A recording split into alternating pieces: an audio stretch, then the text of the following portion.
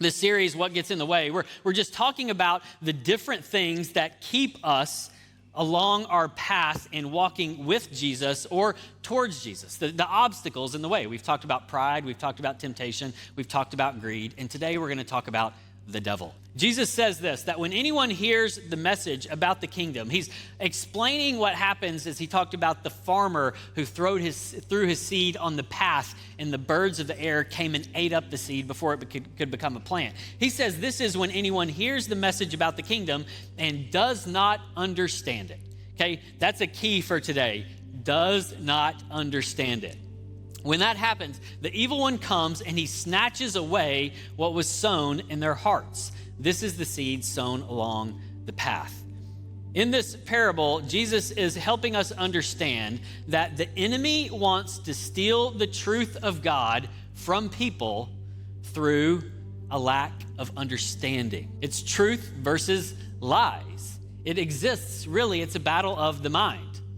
How do you understand the revelation of God? How do you interact with the revelation of God? The enemy operates primarily through lies. And what often happens is we spend a lot of time focusing on the weird stuff and overlooking the everyday lies that he's trying to get us to believe.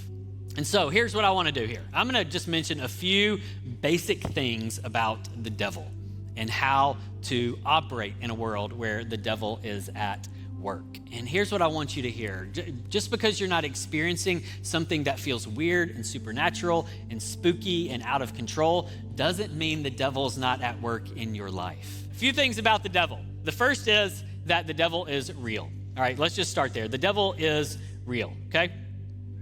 There is a quote from C.S. Lewis that I really think helps many of us, like kind of categorizes how a lot of us understand the devil. Some of us are obsessed with the things of the devil, and some of us think that it's just pure fantasy. And C.S. Lewis, in the Screwtape Letters, says this: there are two equal and opposite errors in which our race can fall about the devils. One is to disbelieve their existence. The other is to believe and to feel an excessive and unhealthy interest in them. They, the devils themselves, are equally pleased with both errors and hail a materialist or a magician with the same delight. I love that those two ditches, the materialist and the magician. The materialist, the one who thinks that the devil is a myth. And in so doing, they are setting themselves up for all kinds of deception. But then you also have the magician, the person who is obsessed with kind of what we say the devil is under every rock. And they're constantly worrying about anything in their life that might have the devil on it. And they live paranoid and anxious because of it. And here we see C.S. Lewis says both versions are pleasing to the devil himself, because he can work with either of those. Jesus' most common description of the devil is the prince of this world.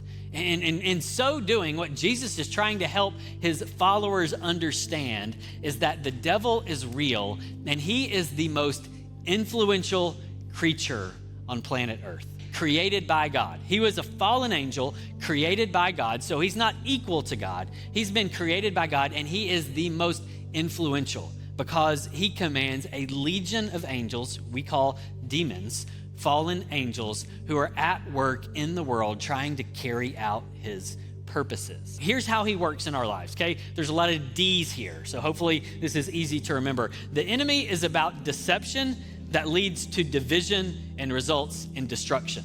Okay, when we see this progression happening in our lives or in the world around us, we can be confident that the enemy is at the root of it. We've seen this cycle over and over throughout history on a global scale. We've seen this through racism and slavery here in America. We've seen this in the Holocaust, a lie that created division that actually resulted in destruction. But there is good news in the midst of this. The devil is defeated. 1 John 3:8, the reason the Son of God appeared was to destroy the devil's work. The work of Jesus destroys the work of the enemy. So how do we do this? We stand and resist. Peter's words in 1 Peter 5:9, resist him, speaking of the devil, standing firm in the faith. How do we just stand and resist every day? How do we actually, as followers of Jesus, live victorious every day? And here's what we do. Here's 3 things I want to encourage you with. Renounce the world, surrender the flesh, and resist the devil.